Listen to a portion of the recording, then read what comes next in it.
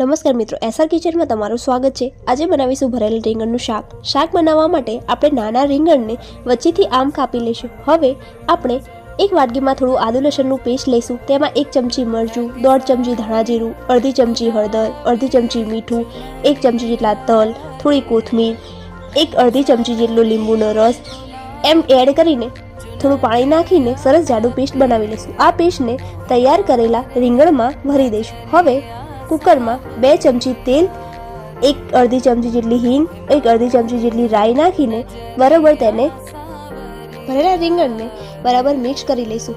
તેમાં વટાણા અને લીલી તુવેર પણ નાખી શકીએ। તેમાં થોડું પાણી એડ કરી જ્યાં સુધી તેલ ન છૂટે ત્યાં સુધી સાતળી લઈશું। હવે તેમાં 1.5 ગ્લાસ જેટલું પાણી નાખીને 2 વિસલ વગાડીશું। મસ્ત રીંગણનું શાક તૈયાર છે। રેસીપી ગમી હોય તો લાઈક, શેર અને સબસ્ક્રાઈબ કરો। Thank you.